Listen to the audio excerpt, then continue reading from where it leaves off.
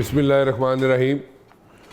नवाज शरीफ साहब ने जनाब NA 15 से मानसेरा और NA 130 से लाहौर से इलेक्शन लड़ने का फ़ैसला कर लिया और शहबाज शरीफ साहब जो है NA 242 कराची और NA 123 लाहौर से उन्होंने भी कागजात नामजदगी अपने जमा करा दिए। मरियम बीबी जो है जनाब वो NA 119 और हमजा शहबाज NA 118 से इंतखाबात में हिस्सा लेंगे। आसिफ जरदारी साहब जो हैं जनाब NA 207 नवाब शाह से उन्होंने भी अपने फॉर्म जो है वो वसूल कर लिए हैं जनाब। बिलावल भुट्टो जरदारी साहब जो है वो NA 194 लाड़काना से उन्होंने अपने कागजात वसूल कर लिए हैं। अब PTI के बानी जो है उन्होंने जनाब मियाँ वाली लाहौर और इस्लामाबाद से तीनों जगह से इलेक्शन लड़ने का फ़ैसला किया। अब सवाल ये पैदा होता है कि जनाब बानी जो है PTI के वो क्या इलेक्शन लड़ पाएंगे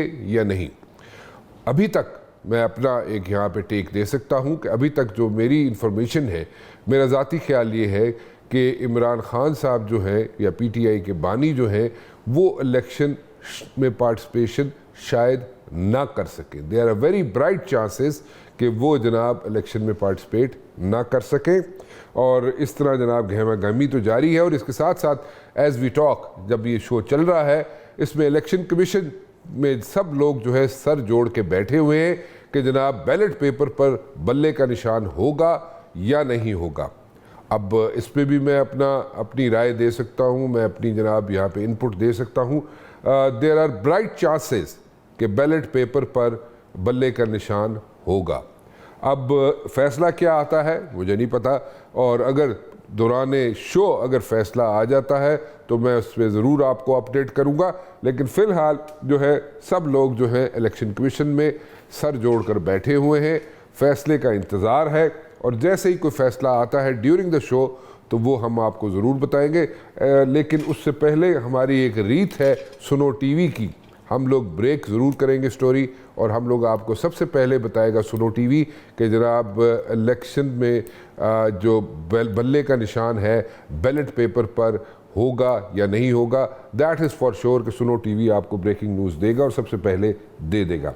इसके साथ साथ यहाँ पे जनाब एक और गुफ्तगू का सिलसिला जारी हो चुका है और उसमें कोई इफ्स एंड बट्स नहीं है।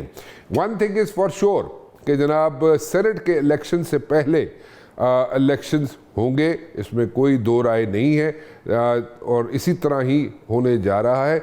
अभी तक एज़ वी टॉक हो सकता है देयर आर चांसेस कि जनाब 8 फरवरी को इलेक्शंस में थोड़ी सी ताख़ीर हो जाए, आगे पीछे हो जाए डेट। देयर आर पॉसिबिलिटीज़ और उसके भी रीज़न्स है, there are multiple reasons for that.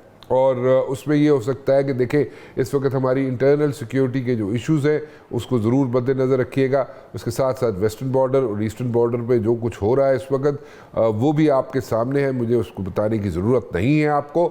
लेकिन उसको इंतखाबात तो होंगे लेकिन उसके साथ साथ चीज़ें मैनेज भी करनी है। मैनेज से मुराद मेरी ये है कि सिक्योरिटी को भी टेक केयर करना है कि इंतखाबात के दिन कोई ऐसा नाखुशगवार वाक़या ना हो। सो उसको भी टेक केयर करना बहुत ज़रूरी है, दैट इज़ वेरी इम्पॉर्टेंट और उसको भी मद्देनज़र रखना है। और एक रीत चली आ रही है और 1971-72 से लेके ऑनवर्ड्स अगर हम देखें तो जब भी इंडिया के अंदर इलेक्शंस हुए हैं उससे कुछ अर्सा पहले इंडिया ने पाकिस्तान में कोई ना कोई एडवेंचरिज्म करने की कोशिश ज़रूर की है। अब इंडिया में भी इलेक्शंस जो हैं वो भी होने हैं ऑलमोस्ट लाइक फर्स्ट क्वार्टर में, अगले साल के फर्स्ट क्वार्टर में होने हैं और उनका एक थोड़ा सा लंबा सिलसिला होता है, तकरीबन उन्हें 1.5-2 माह लग जाते हैं इलेक्शंस में इंडिया के अंदर। लेकिन उससे पहले अगर हम हिस्ट्री देखें, हिस्ट्री की तरफ देखें, हिस्ट्री को नज़र डालें तो इंडिया ज़रूर कोई ना कोई एडवेंचरिज्म करता है पाकिस्तान में अपने इलेक्शन से पहले। सो वो भी ज़रा माइंड में रख लें। सो उन चीज़ों को भी अवॉइड करना है हमने, उन चीज़ों को भी टेक केयर करना है हमने। और थोड़ा सा पॉलिटिकल साइड पे मैं आना चाहूँगा। पॉलिटिकल साइड पे ये सिचुएशन है कि इस वक्त जो गोलाबारी यानी कि लफ्ज़ी गोलाबारी जो हो रही थी पीपल्स पार्टी की तरफ से नून लीग के पे हो रही थी, उसमें थोड़ी सी नरमी आई है। वो नरमी शायद इसलिए आई है कि एक क्लैरिटी भी आई है पीपल्स पार्टी की तरफ से। और पहले ये बातें हो रही थी ड्राइंग रूम्स में बैठ के और पाकिस्तान के हर गली कोने में ये बातें शुरू हो गई थी कि शायद किसी किस्म की साइलेंट अंडरस्टैंडिंग पीटीआई से पीपल्स पार्टी की हो जाए, लेकिन एक्सक्यूज़ मी, लेकिन उसमें क्लैरिटी उस वक्त आई जब जरदारी साहब ने एक बड़ी क्लियर स्टेटमेंट दी और उन्होंने कहा जनाब कि नहीं, कोई इस किस्म की बात नहीं होगी, कोई साइलेंट अंडरस्टैंडिंग भी नहीं है पीटीआई के साथ, कोई किसी किस्म की सीट एडजस्टमेंट नहीं होगी, कोई किसी किस्म की अंडरस्टैंडिंग नहीं होगी और कोई किसी किस्म की बातचीत नहीं होगी पीटीआई के साथ। सो उसके बाद थोड़ी सी नरमी भी आई है पीटीआई के स्टैंस में when it comes to like statements against Noon league.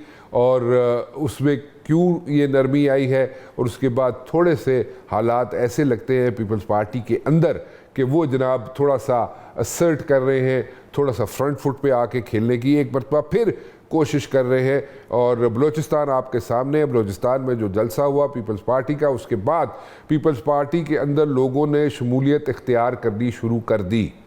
पहले पीपल्स पार्टी के अंदर शमूलियत इख्तियार की लोगों ने, लेकिन eight the very same time कुछ ही दिनों के बाद पता ही चला कि पीपल्स पार्टी को छोड़ के वो लोग नून लीग में शामिल हो गए हैं, जिसकी वजह से नून लीग और पीपल्स पार्टी में एक एक खिंचाव सा पैदा हो गया। और उन्होंने कहा जी कि पीपल्स पार्टी के जो लोग आए थे उनको छोड़ के गए वापस, तो नून लीग वालों ने उनको एक्सेप्ट क्यों किया, और वो एक यहाँ पे एक बोन ऑफ कंटेंशन बन गई, एक इशू बन गया, जिसको अब अगर देखा जाए तो एक मरतबा फिर जो है पीपल्स पार्टी इन होती हुई नज़र आ रही है इन दिस वे कि जनाब बलूचिस्तान में कुछ लोग उनके साथ शामिल होना शुरू हो गए हैं। And at the very same time people's party वाले ये भी कह रहे हैं कि जनाब हम सरप्राइज़ देंगे जनाब, और सरप्राइज़ कहाँ पे देंगे, पंजाब के अंदर सरप्राइज़ देंगे। वो पंजाब के अंदर सरप्राइज़ क्या हो सकता है?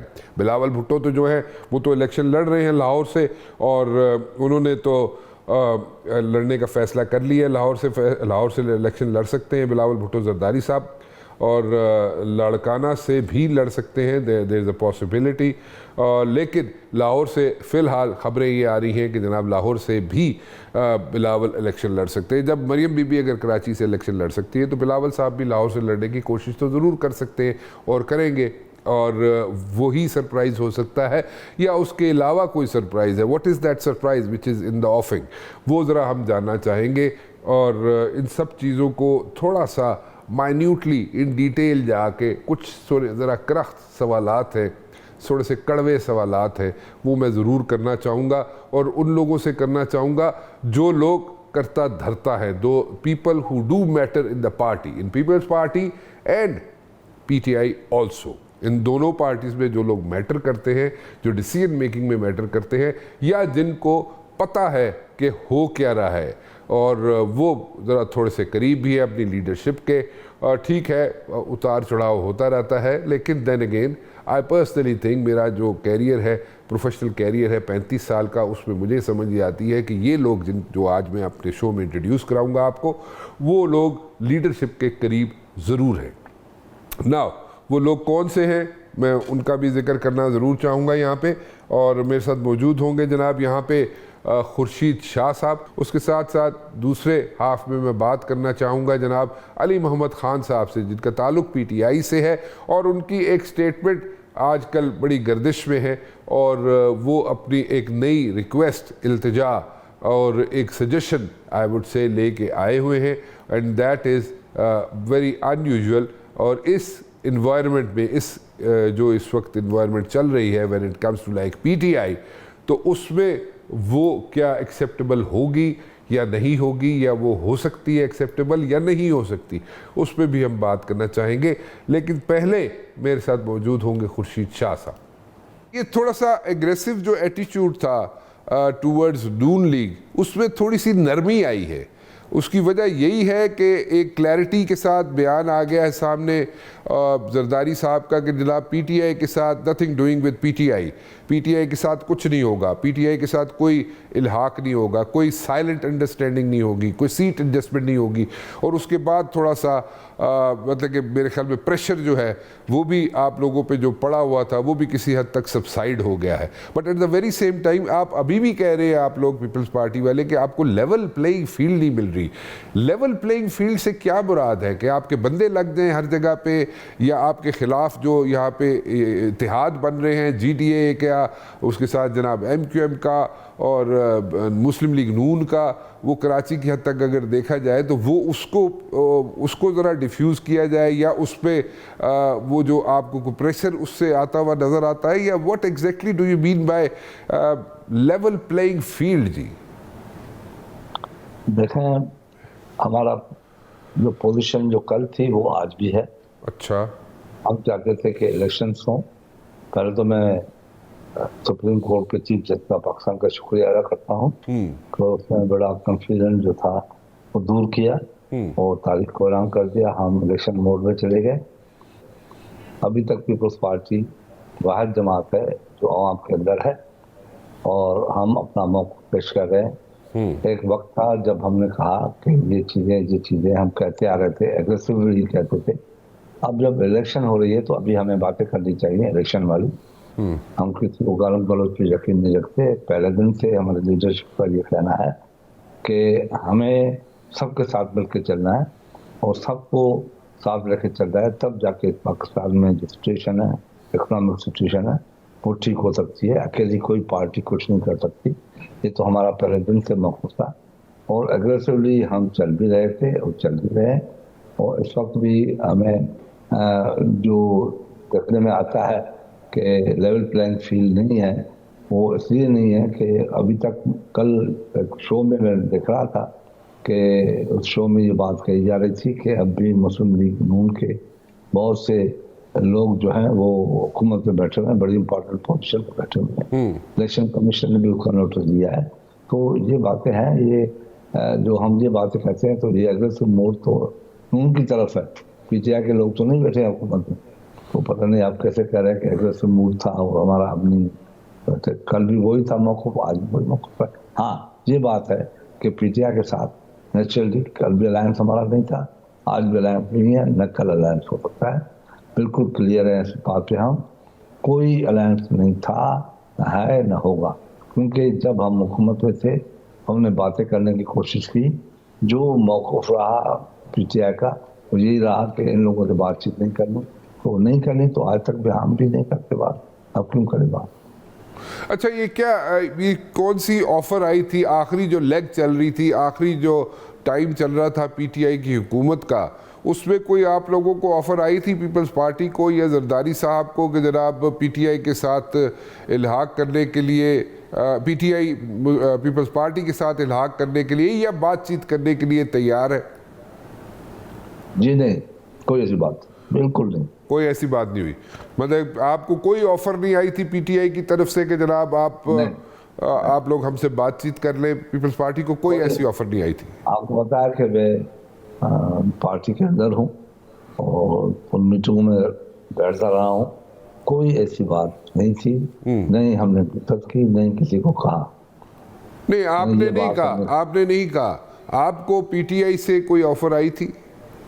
नहीं, मैं वही कह रहा हूँ कि कोई ऐसी बात नहीं ऑफर हुई। नहीं हमने कहा कि किसी को बताया कि हमें ये ऑफर आई है, बताया क्या करें। कोई ऐसी बात नहीं थी। कोई ऐसी बात नहीं थी। अच्छा, अभी एक नई यहाँ पे बहस शुरू हुई है कि 8 फरवरी तो ठीक है, एक डेट आ गई इलेक्शन कमीशन की तरफ से कि 8 फरवरी को इलेक्शंस होंगे, लेकिन अभी ये भी बात हो रही है कि जनाब इलेक्शन जो हैं अगर थोड़ा सा आगे चले जाएं तो कोई फ़र्क नहीं पड़ता उससे। और क्योंकि यहाँ पे अरेंजमेंट्स करनी है, मैनेज करनी है चीज़ें इलेक्शंस के लिए, मतलब उसको इलेक्शंस के दिन के लिए चीज़ें मैनेज करना बड़ा मुश्किल काम होता है। सिक्योरिटी होती है और बहुत चीज़ें होती हैं, डिप्लॉयमेंट करनी होती है पोलिंग बूथ्स पे।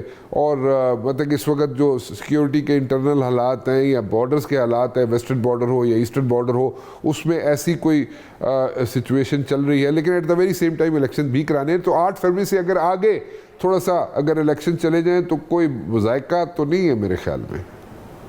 मैं नहीं समझता कि आगे जाएगी, कोई वजह नहीं। पहले भी 50 डेज के अंदर इलेक्शन हुई है, अभी तो 90 60 डेज के अंदर भी इलेक्शन हुई है और कंट्रोल किया गया है। और मैं नहीं समझता कि 8 फरवरी से आगे जा सकती है, तो वो टाइमिंग नहीं है। इलेक्शन होगी और फिर मार्च में इलेक्शन भी होनी है सेनेट की, वो भी बड़ा मसला होगा। नहीं, अगर सेनेट के इलेक्शन से पहले इलेक्शंस हो जाए लेकिन 8 फरवरी को ना हो सके तो कोई उसमें मुज़ायका तो नहीं है। देखिए, मुझसे ज़्यादा आप समझदार हैं। एक मरतबा अगर 10 दिन पीछे 15 दिन पीछे चली गई तो वो पीछे चली जाती।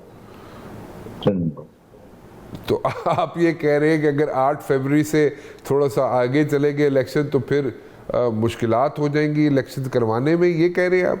तो सेनेट के इलेक्शन तो होने हैं ना, सेनेट के इलेक्शन से पहले अगर हो जाए और 8 फरवरी को ना हो, थोड़ा सा आगे हो जाए, कोई फर्क पड़ेगा उससे? बिल्कुल फर्क पड़ेगा, बिल्कुल पड़ेगा। देख लेंगे। अच्छा, क्या फर्क क्या पड़ जाएगा? इलेक्शन में शुक्र और शुबात बढ़ जाएगी और क्या होगा। अच्छा, तो आप लोग बताएं कि पीपल्स पार्टी उस चीज को एक्सेप्ट नहीं करेगी, ये आप कह रहे हैं? देखिए, अभी भी काफी पार्टियों ने इलेक्शन कमीशन को लिखा कि पीरियड को एक्सटेंड किया जाए नॉमिनेशन को। पीपल्स पार्टी ने ये बात नहीं, हम कोई ऐसी बात नहीं करेंगे। कल कहने को आया कि आप भी उसमें शरीक थे। हम चाहते हैं कि पाकिस्तान के अंदर हालात को बेहतर करने का वाहिद तरीका पार्लियामेंट है। पार्लियामेंट सॉवरेन होके काम करे, पाकिस्तान के 75% मसाइल इंशाल्लाह ताला हल। अच्छा, चले। अच्छा, ये कौन सा सरप्राइज है शादी जो आप कह रहे हैं, या पीपल्स पार्टी कह रही है, या जरदारी साहब कह रहे हैं, या बिलावल साहब कह रहे हैं कि एक पंजाब से आप लोग सरप्राइज देने जा रहे हैं? कौन सा सरप्राइज है? इंशाल्लाह पंजाब में अच्छी चीजें दिखा सकते हैं हम। अच्छी चीजों से क्या मतलब? अच्छी पॉजिटिव चीजें क्या होंगी? नंबर हमारे अच्छे होंगे। नंबर्स अच्छे होंगे? नंबर्स यानी कि सीटों के नंबर्स अच्छे होंगे? जी बिल्कुल। बिलावल लाहौर से इलेक्शन लड़ रहे हैं इसलिए कह रहे हैं? झूठी बातें करना, गलत बातें करना अच्छी बातें नहीं होती। अच्छा, लोगों ने हर पार्टी को आजमाया है। अब मैं एक दिन मियाँ साहब को सुन रहा था, मुझे बड़ा अफसोस हुआ, दुख भी हुआ कि इतनी लेवल पे जाके आदमी ये बात कर ले। कहा कि थर्ड कोल को मैं लेके आया, बड़ी ज्यादती है। थर्ड कोल जब 1994 में गार्डन रूट के साथ हमारा हुआ था एग्रीमेंट 5000 मेगावाट का और केटी बंदर का कि वहाँ पे होगा। तो वो मियाँ साहब जैसे ही हुकूमत में आए तो पहले तो वो एग्रीमेंट खत्म। अच्छा, उसके बाद सारा कुछ खत्म हो गया। अच्छा। अभी सामने आपके सामने की बात है, अभी जरदारी साहब ने गैस पाइपलाइन का एग्रीमेंट किया ईरान के साथ, वो आते ही खत्म हो गया। तो कौन सी खिदमत उन लोगों ने पाकिस्तान की कि हाँ मोटरवे बनाया है जो सिंध और बलूचिस्तान में अभी तक नहीं। अच्छा, क्या क्या क्या किया है वो बताएं तो मैं लोगों के लिए।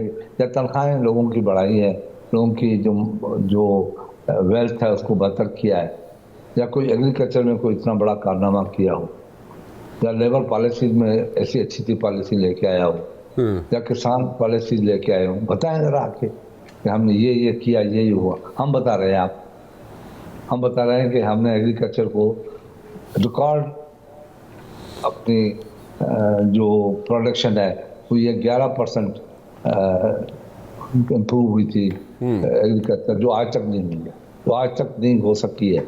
आज तो लोगों को यूरिया नहीं मिलता गरीबों को। हुकूमत में तो लोग बैठी हुई है। अच्छा, मैं coming back to that question शादी, मैं उसकी तरफ ज़रा दोबारा आऊँगा। आप लोग कह रहे हैं कि इस वक्त कुछ लोग जो हैं हुकूमत के अंदर बैठे हुए हैं, वो मुस्लिम लीग नून के लोग हैं, और डिस्पाइट द फैक्ट कि जनाब इलेक्शन कमीशन ने कहा है कि वो ना हो वहाँ पे, वो अभी तक काम कर रहे हैं। सो ये लेवल प्लेइंग फील्ड का आपके नज़दीक डेफिनीशन है, और एक हवा बना दी गई है, हवा बनी हुई है कि जनाब मुस्लिम लीग नून ही आइंदा हुकूमत बनाएगी। सो इन चीज़ों को आप सामने रख के कह रहे हैं लेवल प्लेइंग फील्ड नहीं है। सो अगर लेवल प्लेइंग फील्ड नहीं है तो फिर आप क्या इलेक्शन की तरफ फिर भी जाएंगे, इलेक्शन फिर भी लड़ेंगे, इलेक्शन में पार्टिसिपेट फिर भी करेंगे? में जाना ही जाना है। जाना ही जाना है। आपको ये याद होगा 97 याद है आपको? जी, इस मोहतरमा 17 सीटें लेके भी बैठ गई थी इन्हें। बैठ गए थे हम, जी हमें पता था कि हमारे साथ क्या हुआ है, हाँ। और हम 17 सीटों के साथ बैठ गए और ये ऐलान कर दिया कि कुछ भी होगा हम हुकूमत के खिलाफ वोट ऑफ नो कॉन्फिडेंस या किसी और साजिश में नहीं जाएंगे, नहीं ऐसा कुछ करेंगे, हुकूमत कर ले, अब रिवॉल्विंग चेयर बीबी ने कहा नहीं बनाऊंगी। 17 आदमी के साथ बैठे और बैठे, बजट में हिस्सा लिया, हर चीज में हिस्सा लिया। हम तो कहते हैं कि पार्लियामेंट चले, जिस सूरत में भी है पार्लियामेंट चले। बदतरीन डेमोक्रेसी अच्छी से अच्छी आमदे से बात हो, कोई आवाज तो उठती है ना। अच्छा अच्छा, ये अभी बलूचिस्तान में आप लोगों ने बड़ा काम किया है। बलूचिस्तान में एक मरतबा फिर पहले आपने एक इनिशिएटिव लिया था, फिर उसके बाद जनाब कुछ लोग आपके पीपल्स पार्टी में शामिल हुए, फिर उसको छोड़ के चले गए, नून लीग में चले गए, फिर आपके दरमियान यानी कि नून लीग और पीपल्स पार्टी के दरमियान एक थोड़ी सी टेंशन हो गई, एक टिफ हो गई। अब जनाब दोबारा आप लोगों ने इनिशिएटिव लिया और फिर बलूचिस्तान से लोग आपके साथ मिलना शुरू हो गए। क्या आपके जो हालात हैं, जो करता धरता है, उनके साथ बेहतर हो गए इसलिए दोबारा इनिशिएटिव लिया बलूचिस्तान से आपने, या what exactly is happening in Balochistan when it comes to Peoples Party? Balochistan में जत्था किया उससे जरा थोड़ा सा उसका जो सिस्टम था, पॉलिटिकल सिस्टम था, वो चेंज हुआ है। हमने उन लोगों को पार्टी में लिया है जो लोग नून में नहीं गए थे, उनको लिया, और वो लोग आए हैं पीपल्स पार्टी के बलूचिस्तान में। और पीपल्स पार्टी को देखा है कि हमेशा हमने पीपल्स पार्टी ने बलूचिस्तान के लिए काम किया है। तो हम तो वो चाहते हैं जो एक सियासतदान या सियासी जमात समझती है, सोचती है। अच्छा जी, thank you very much for talking to me. बहुत बहुत शुक्रिया, आपने वक्त निकाला। एक छोटी सी ब्रेक लेते हैं जी, ब्रेक के बाद वापस आएंगे तो हमारे साथ मौजूद होंगे अली मोहम्मद खान साहब जनाब, जिनका ताल्लुक PTI से है, उनसे बात करेंगे एक छोटी सी ब्रेक के बाद। अली मोहम्मद खान साहब मेरे साथ मौजूद है जी, इनका PTI से ताल्लुक है और I would say die hard worker of PTI। Ali Mohammad Khan sahab, thank you very much for joining me. कैसे हैं आप, खैरियत से? जी बहुत शुक्रिया। अच्छा अली, चले अल्लाह का शुक्र है। अच्छा अली मोहम्मद खान साहब, अभी as we talk election commission में लोग सर जोड़ के बैठे हुए हैं कि जनाब बल्ले का निशान बैलेट पेपर पर होगा नहीं होगा, उसका डिसीजन आने वाला है और किसी वक्त भी आ सकता है। I personally think there are very bright chances कि बल्ले का निशान बैलेट पेपर पर होगा, but what is your take on this one? आपके ख्याल में आपको मिलेगा बल्ले का निशान? और अगर नहीं मिलेगा तो वो तो एक बड़ी टीडियस एक्सरसाइज हो जाएगी। आप अपने अपने लोगों को, अपने उम्मीदवारों को, या जो आज़ाद लड़ रहे होंगे लोग इलेक्शन बाद में शायद आपके साथ वो मिलना भी चाहे, तो वो उन सब के साथ कैसे मैनेज होंगी सारी चीज़ें? बहुत शुक्रिया। बिस्मिल्लाहिर्रहमानिर्रहीम, अल्लाहुम्मा सल्लि व सल्लिम मुबारक अला सय्यिदिना मोहम्मद व अला आलि मोहम्मद। मेरे ख्याल में इंशाल्लाह मिल जाएगा हमारा बल्ले का निशान। अच्छा, क्योंकि अगर ये एक स्टेप लिया जाता है तो फिर बहुत ज्यादा सवालिया निशान खड़े हो जाएंगे हमारा जो काबिल एहतराम इलेक्शन कमीशन है और उसके साथ साथ पूरे इस प्रोसेस की लेजिटिमेसी पे, कि ये फिर इतना बड़ा जो प्रोसेस है, जो एक आजमाइश से कौम को हम फिर क्यों गुजार रहे हैं। अगर कौम से हमने उनका हक इंतखाब छीन लेना है, किसी भी 3-4 बड़ी जो कौमी जमातें हैं, तरीक है हमारी, या पीपल पार्टी है, या नून लीग है, कोई भी बड़ी जमात, जमात इस्लामी, अगर आप किसी भी बड़ी जमात को मुकाबले से बाहर करते हैं, आप बेसिकली उस जमात को मुकाबले से बाहर नहीं करते, आप उस पूरे प्रोसेस से उसकी लेजिटिमेसी उसको छीन लेते हैं। तो मेरा नहीं ख्याल ऐसा कुछ स्टेप लिया जाएगा।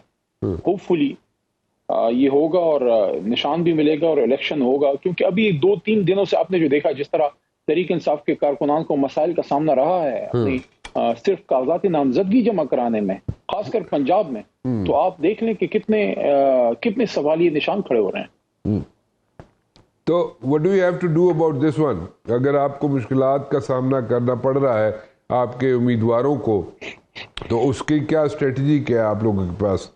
आप क्या उसको करेंगे? How will you manage it? एक तो हम उसका पूरा रिकॉर्ड रख रहे हैं,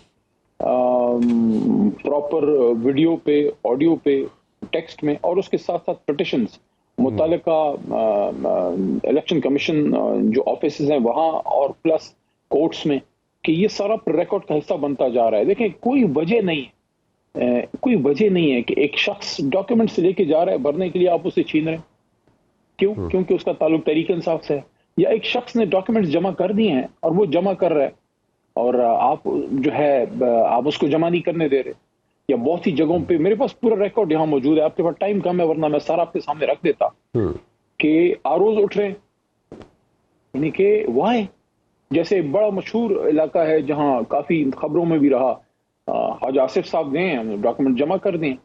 सागदार साहब की अम्मी जान जो है वो गई हैं, वो आरो साहब बताया गया कि वो नहीं थे। क्यों?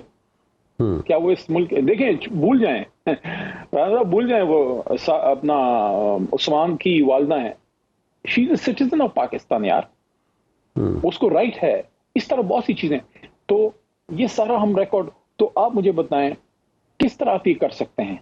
एक तो एक जमाना था ना कि जिसमें कोई रिगिंग होती थी, कोई छुप छुपा के कोई वोट शोट डाल देना, ये तो बड़ा ओपन हो रहा है। तो ये आप, इसका नुकसान होगा इस पूरे प्रोसेस को। अरबों रुपए कौम के जो है कटाई में डाले जा रहे हैं, हर जगह धुंध फैलाई जा रही है। धुंध का एक तजर्बा जो हुआ था हमारे दौर में, मेरे ख्याल में वही काफी था, और धुंध नहीं छोड़नी चाहिए।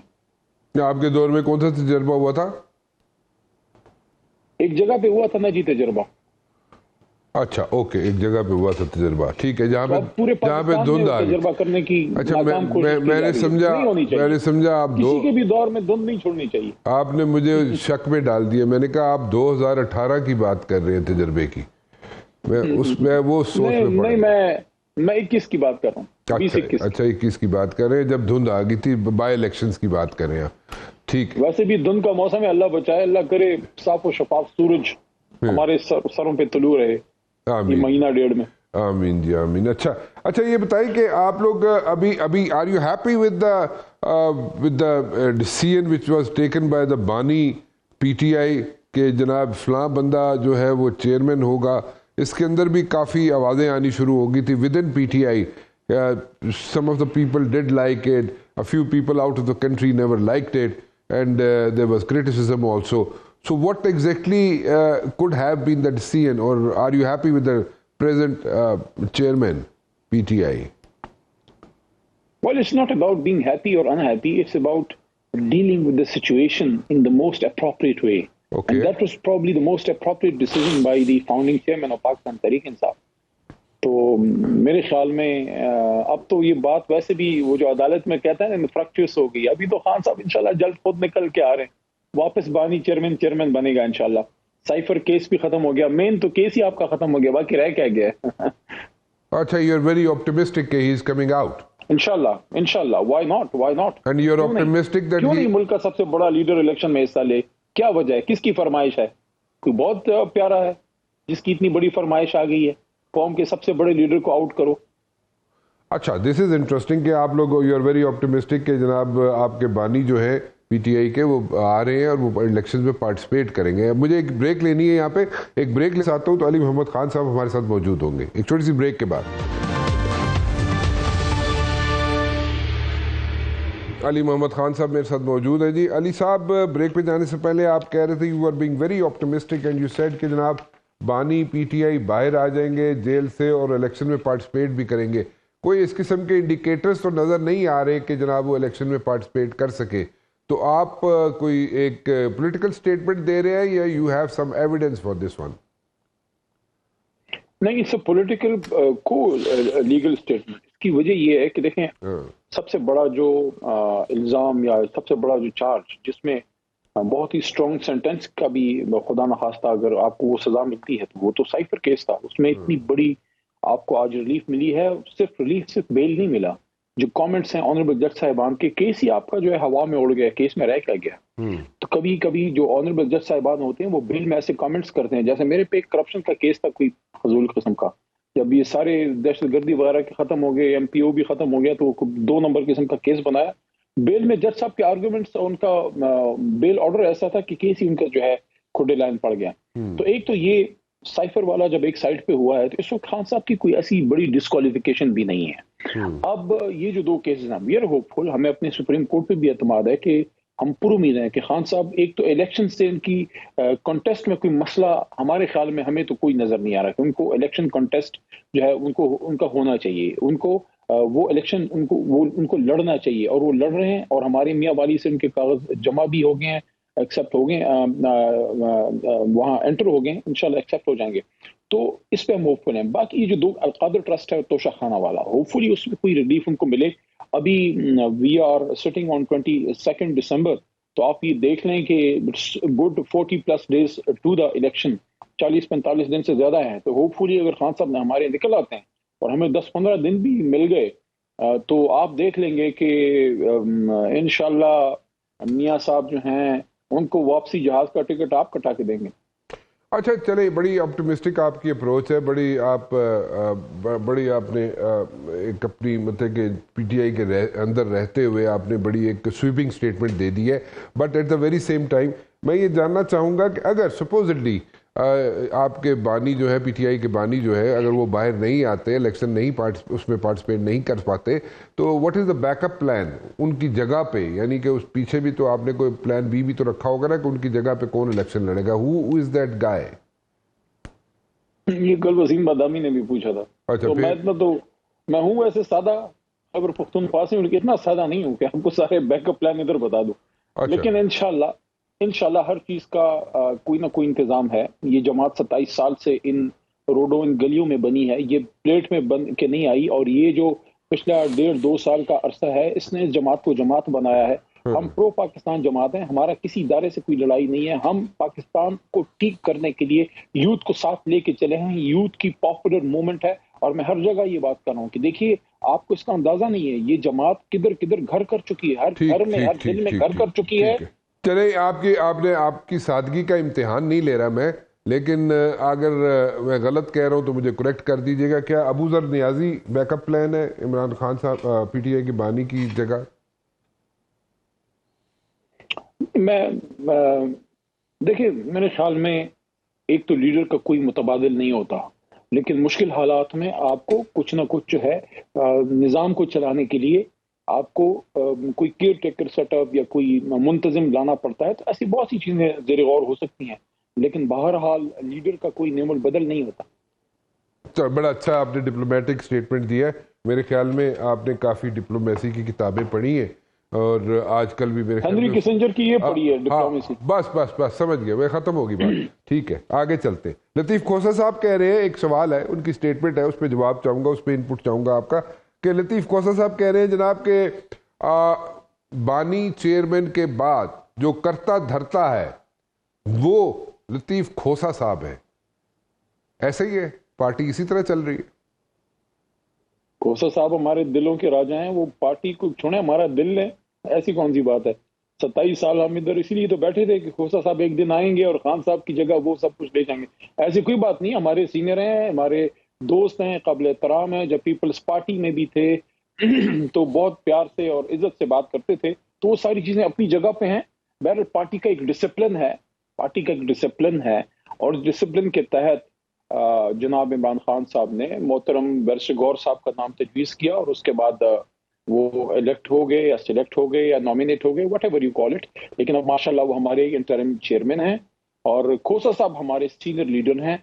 हम उनको इज्जत देंगे, एहतराम देंगे, हम उनको हर तरह से जो है जो उनका ड्यू राइट है वो उनको देंगे। लेकिन तहरीक इंसाफ तो एक इदारा है, इसमें तो लोगों ने अपनी जवानियां दी हैं। हम जैसे लोग जो हैं काली दाढ़ियों के साथ आके अब सफेद दाढ़ियों के साथ बैठे हैं, तो हम तो इमरान खान साहब के साथ एक विजन पे हैं।